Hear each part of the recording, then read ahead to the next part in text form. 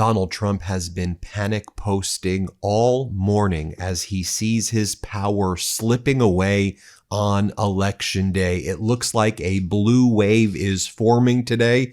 Remember, go out and vote. And Donald Trump is not handling it well. It's been post after post after post like this. Donald Trump posted earlier, the unconstitutional redistricting vote in California is a giant scam in that the entire process, in particular the voting itself, is rigged. All mail-in ballots where the Republicans in the state are shut out is under very serious legal and criminal review. Stay tuned! Exclamation point. Donald Trump is an election denier. He hates free and fair elections. As Governor Newsom says, these are the ramblings of an old man that knows he's about to lose. Good for California Governor Gavin Newsom standing up and punching back against Donald Trump right away. Then Donald Trump says this morning that he will refuse to follow a court order demanding that he provide SNAP, food stamp benefits, to millions of Americans, choosing instead to force people to starve. Again, this is what he wrote this morning as well. Trump posted, SNAP benefits, which increased by billions and billions of dollars, many-fold, during crooked Joe Biden's disastrous term in office, due to the fact that they were haphazardly handed to anyone for the asking, as opposed to just those in need, which is the purpose of SNAP, will be given only when the radical left Democrats open up government, which they can easily do, and not before! Exclamation point. Thank you for your attention to this matter, DJT. And regardless of the fact that Donald Trump's lying about everything in there, he's saying that he's refusing to follow a court order. By the way, the Trump regime has not followed the court order to date, which says pay the SNAP benefits to the people who are starving to death. The Trump regime was like, well, we need a couple of days and we'll pay half of the benefits. So the group that filed the lawsuit went back into court and said, you need to order Donald Trump to do what this court required, because they're now saying they're going to just do half of the SNAP payments. And then after that, Donald Trump posted, we're just not going to follow the court order and we're going to starve Americans to death, while Trump goes out and holds his Great Gatsby Roaring 20s theme party where the slogan is, a little partying never killed nobody. More on that in a moment. Donald Trump also says that if you're a Jewish person that votes for Mamdani, you are stupid, he says. He goes, any Jewish person that votes for Zoran Mamdani, a proven and self-professed Jew hater, is a stupid person! Exclamation point. I mean, how dare you? I mean, just the immaturity by Donald Trump, the behavior. I mean, and just, you're the voice of Jewish people, Donald Trump. Who the hell are you? Then Donald Trump says the following, if affordability is you issue, that's how he says if it's you issue, vote Republican. Because by the way, folks, just pause there. We all know how affordable things are today, right? Donald Trump says he solved inflation and that groceries are so much cheaper and energy costs at home are so much cheaper. We all know it's the opposite. But Trump says it's a golden age that he brought everybody. Well, we know inflation's absolutely surging. But Trump goes, if affordability is you issue, vote Republican. Energy costs, as an example, are plummeting. And no, they're not. Getting close to $2 a gallon of gasoline. No, it's not. When energy goes down, everything else follows. And it has. No, it hasn't. President DJT. Then he goes, terminate the filibuster! Exclamation point. Then the next post. This is all this morning. It's post. The next one. Wow, Joe Scarborough's television ratings are really bad. They've gone, as they say, down the tubes, as has the rest of MSNBC. It's a beautiful thing to watch. DJT. How about this one that he posted again this morning? The Democrats are far more likely to win the midterms and the next presidential election if we don't do the termination of the filibuster, the nuclear option, because it will be impossible for Republicans to get common sense policies done with these crazed Democrat lunatics being able to block everything by withholding their votes. For 3 years, nothing will be passed and Republicans will be blamed. Elections, including the midterms, will be rightfully brutal. If we do terminate the filibuster, we will get everything approved. Like no Congress in history, we will have fair, free, and safe elections. No men and women's sports or transgender for everybody. Transgender for, what do you talk? What does transgender for everybody even mean? Everybody's becoming transgender? I mean, these MAGA Republicans are absolutely deranged human beings. Americans are starving to death. 20 million Americans are losing their health care. 42 million Americans are losing their SNAP. And you're saying everybody's turning into transgender people? What the hell are you even talking about? He goes on to whine and whine and whine. And he goes, in fact, they will lose big and for a very long time, terminate the filibuster, end the ridiculous government shutdown immediately, and then more importantly, pass every wonderful Republican policy we've ever dreamt about. And he puts that all in caps. So when I say that he's panicking this morning and spiraling out of control, I don't think I'm being hyperbolic there.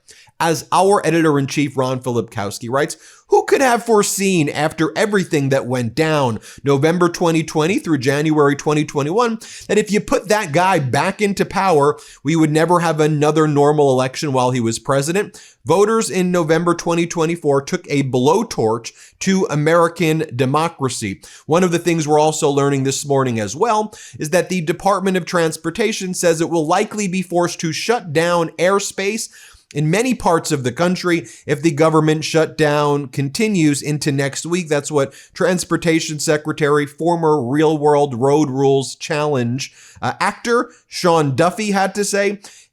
And specifically, he said that some American airspaces will need to be closed down.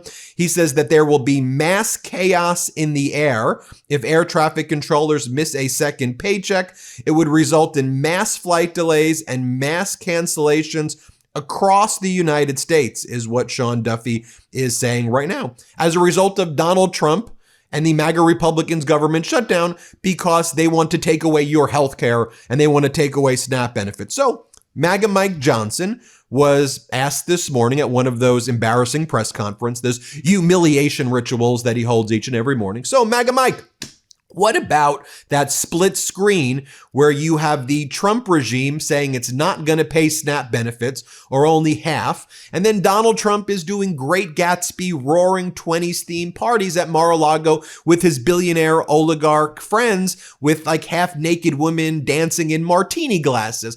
What does that send? What message does that send, MAGA Mike, to the American people? And MAGA Mike's like, oh, well, you're conflating issues. That was he calls it an obligatory party. That was an obligatory tradition. He was obligated to throw the roy.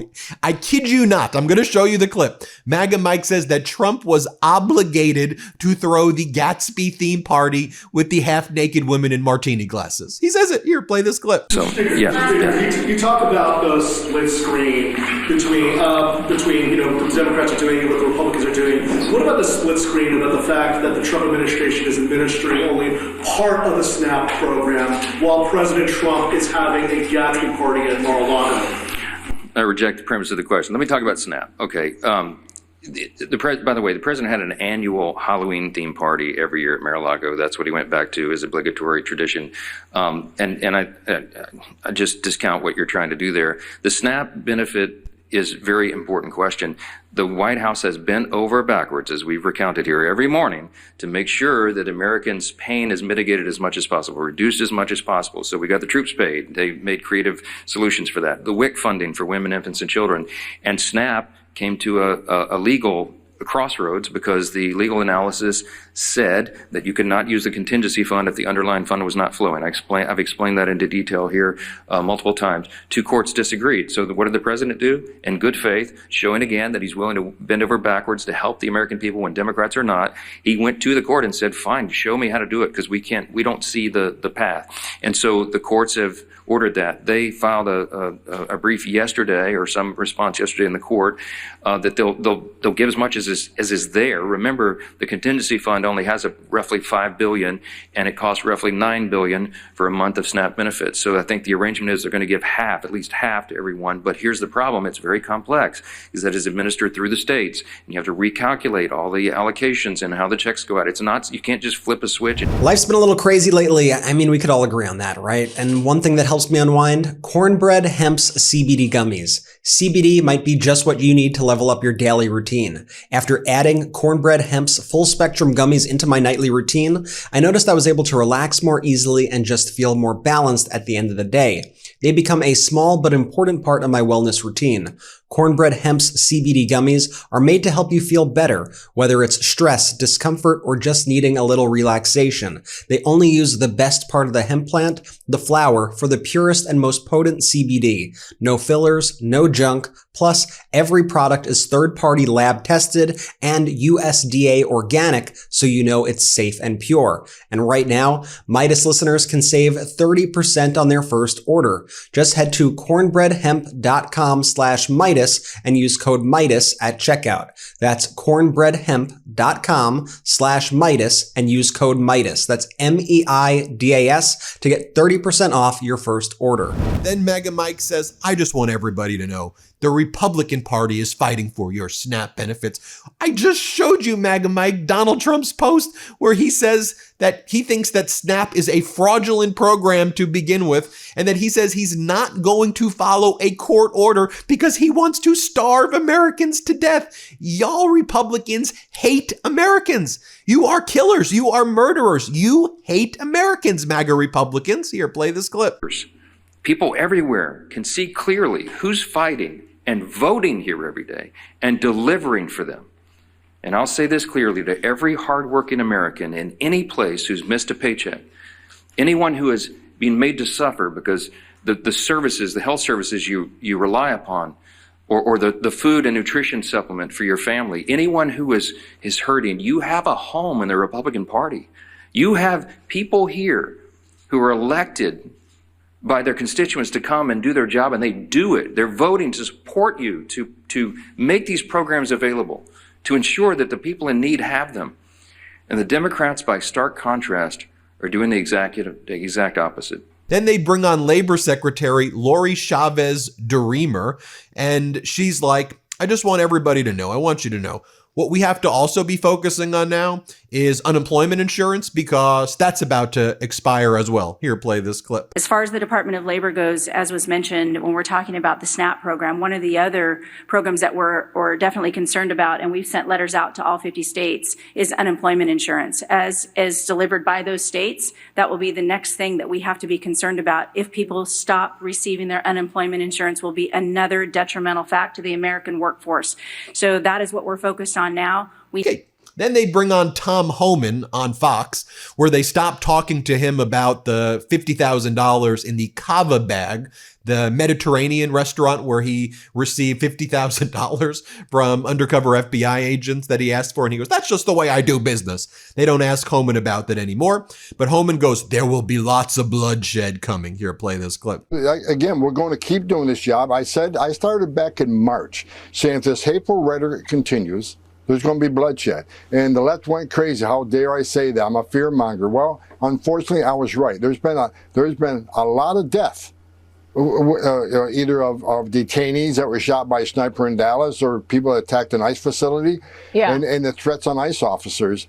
In the rhetoric, if it doesn't slow down, we haven't seen the end of it. There will be more bloodshed. And by the way, folks, the news keeps getting worse for the Trump regime this morning.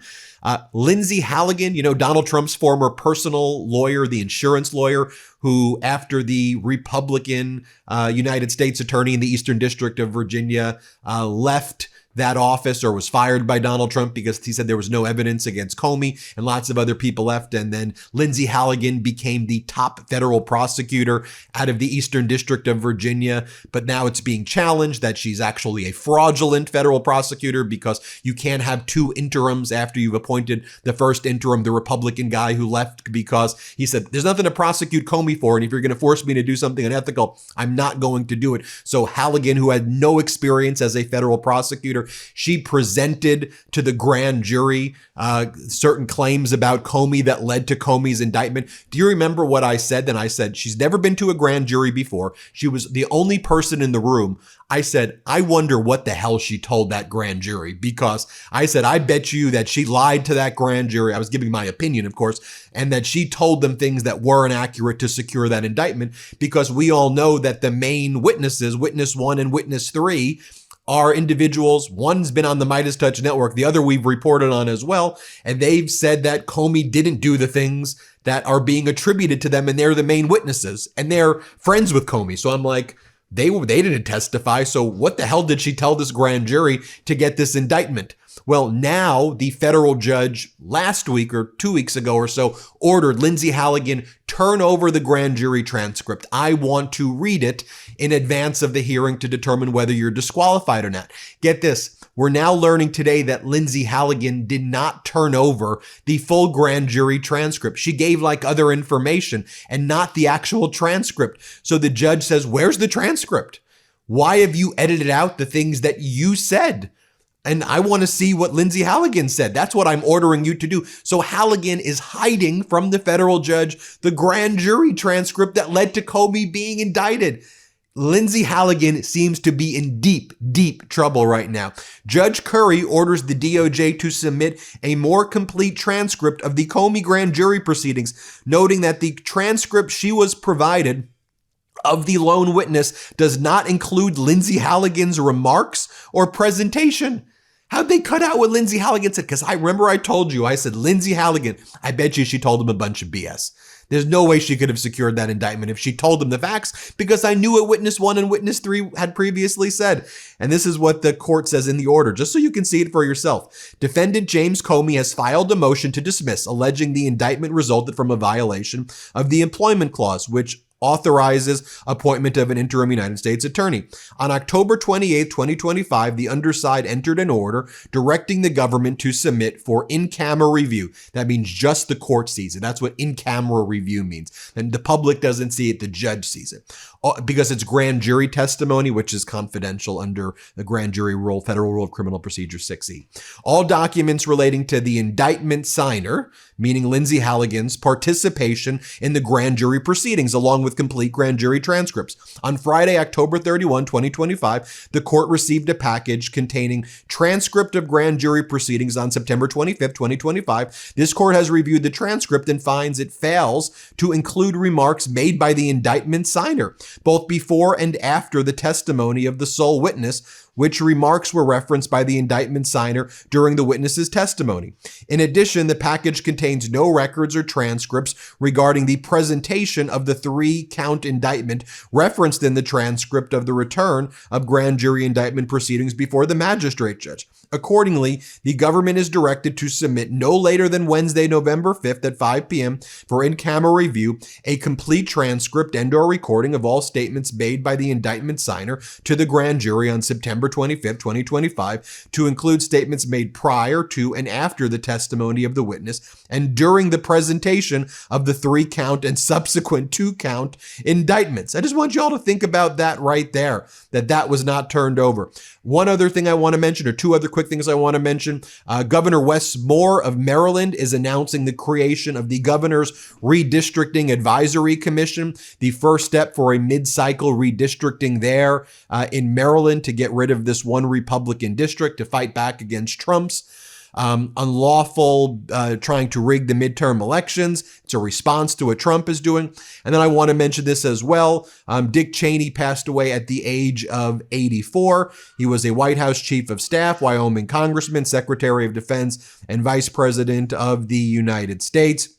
And of course, the father of Liz and Mary as well. And while I disagreed politically with certainly vehemently with Dick Cheney, he was standing up to Trump at the end and speaking out against Trump. And my heart goes out to Liz and Mary and that family.